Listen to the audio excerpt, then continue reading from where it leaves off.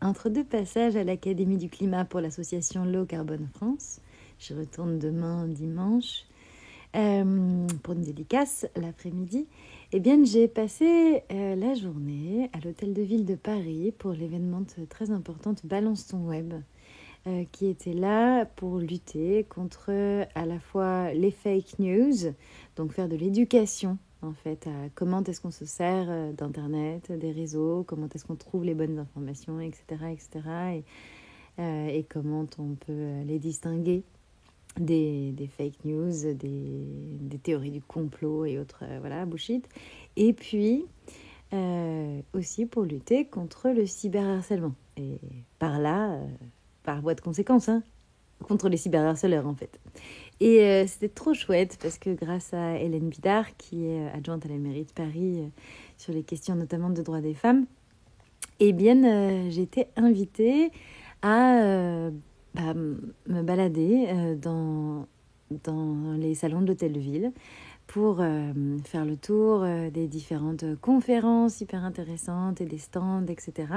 Et puis sur mon ordinateur pour prendre des notes afin de faire à la fin une intervention pour faire un petit peu le bilan de cette journée et tout cela en écriture féministe et si possible en faisant rire, ce que je me suis fait une plaisir de faire. Autant de vous dire que les cyberharceleurs ont pris cher ce soir.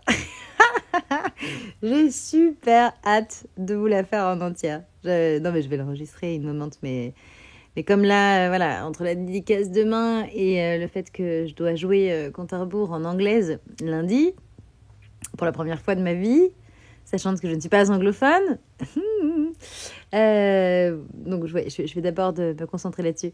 Mais c'était très savoureuse.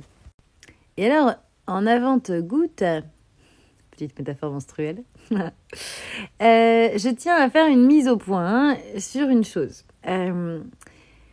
Après mon intervention, et c'est adorable, hein, il y a plusieurs personnes qui, sur différentes publications, sur YouTube notamment, en commentaire, ont écrit pour dire qu'elles me soutiennent contre les cyberharceleurs, etc.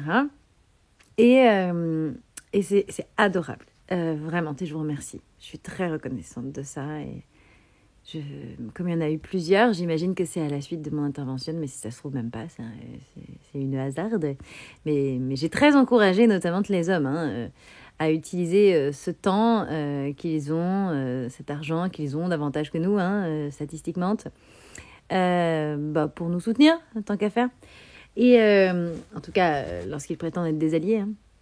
Et puis, il y a juste une chose qui revient énormément. Et je comprends, et également chez les femmes d'ailleurs, ce qui se comprend puisque c'est rassurant, c'est moins désespérant. C'est cette idée que les cyberharceleurs seraient stupides. Alors oui, ça arrive, évidemment, mais pas plus que dans le reste de la population, je veux dire. Stupide, qu'est-ce que ça veut dire, hein, en fait. Et puis, je sais pas, des fois, on leur reproche de, avoir une mauvaise orthographe. Bon, ça sert à rien de les attaquer là-dessus. Je veux dire, en fait, quelque part, c'est un argument classiste. Voilà, est-ce que vous avez eu le temps, est-ce que vous avez eu la famille pour passer 12 ans de votre life à apprendre des règles d'orthographe iniques, absurdes et que j'ai très envie d'abolir? Non, vraiment, il faut regarder l'histoire de la création de l'orthographe par la même académie qui nous l'a mise à l'envers selon Mascouillin l'emporte. Je veux dire, c'est un scandale classiste. C'est vraiment fait pour qu'une petite élite de couilles blanches domine le reste de la population. Je veux dire, c'est grotesque. Hein. Donc voilà, y a des personnes qui disent, voilà, stupide, c'est avoir peu de culture générale, par exemple. Mais ça, c'est pareil. Je veux dire, ça peut... Il y a des gens qui ont une paresse intellectuelle qui pourraient, mais c'est aussi, en fait, une question de classe sociale, en réalité. J'en sais rien. Quand on a des parents primo-arrivantes... c'est sûrement plus compliqué d'avoir accès à une culture générale que quand on est dans le 16e avec des parentes avocates et médecines. Tu vois, bon, c'est normal. Mais Euh, derrière ça, derrière l'idée que les cyberharceleurs seraient en fait stupides ou ignorants ou médiocres, encore une fois, ça leur arrive, mais pas plus que dans les autres extraits de la population, c'est pas ça. Elle y a l'idée que, rassurante, hein, que quelque part, c'est pas de leur faute. C'est parce qu'ils n'ont pas les capacités, c'est parce qu'ils n'ont pas compris. Donc, il faut leur expliquer, voilà, l'égalité, tout ça. Mais en fait, c'est pas ça qui se passe. C'est pas... Il y a un autre truc aussi qui revient. Soit ils sont stupides, soit ils ont peur. Hein, il y a plein de gens, et bien intentionnés, hein, encore une fois, l'intention de départ, je vous en remercie, en fait. Ça m'aide à tenir, tout ça. Mais qui me disent, c'est parce que, comme t'as raison, ça c'est vrai, comme toutes les féministes, bah, tu leur fais peur. Parce qu'ils savent que les féministes leur feront perdre leurs privilèges et ils n'ont pas envie, donc ils ont peur. Ils ont peur de perdre leur sacro-sainte virilité toxique, etc. Et non, non plus.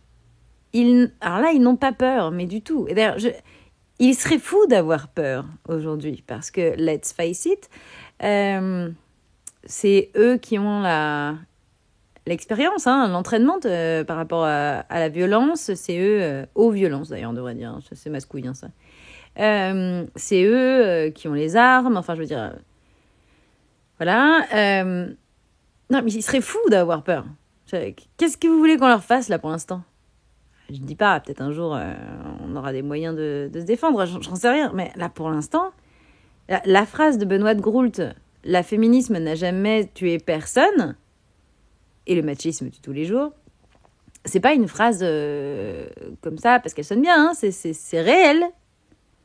Je veux dire, la féminisme n'a encore jamais tué personne, donc aucun homme, alors que les hommes tuent des femmes tous les jours. C'est un fait. Donc non, ils n'ont pas peur. Je sais, ça vous rassure de penser ça, je comprends. Voilà, s'ils avaient peur, alors on se dirait peut-être qu'on a un peu de pouvoir sur eux. Non, ils n'ont pas peur de nous. Donc c'est ni de la peur, ni de l'incompréhension, de la bêtise, du manque de culture, de je sais pas quoi, de la jeunesse. Genre tous les cyberharceleurs sont jeunes.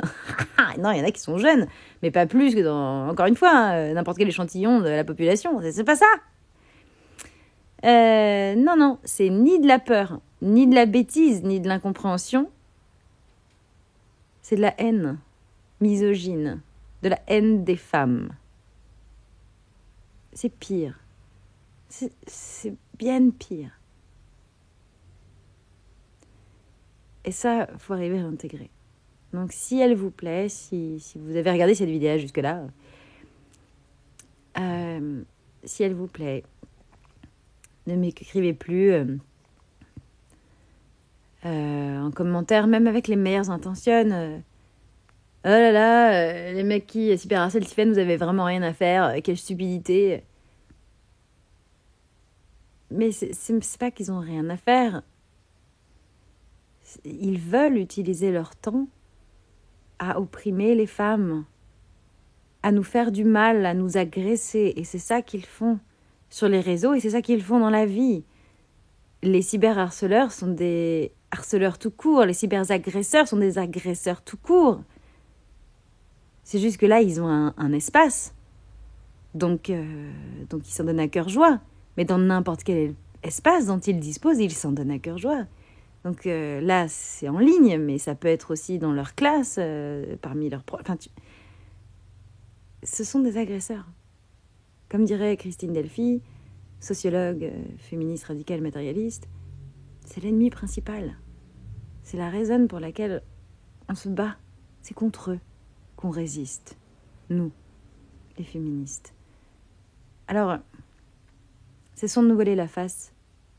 Ils n'ont pas peur. C'est pas un problème de compréhension. Donc, il n'y a pas besoin de leur expliquer les choses.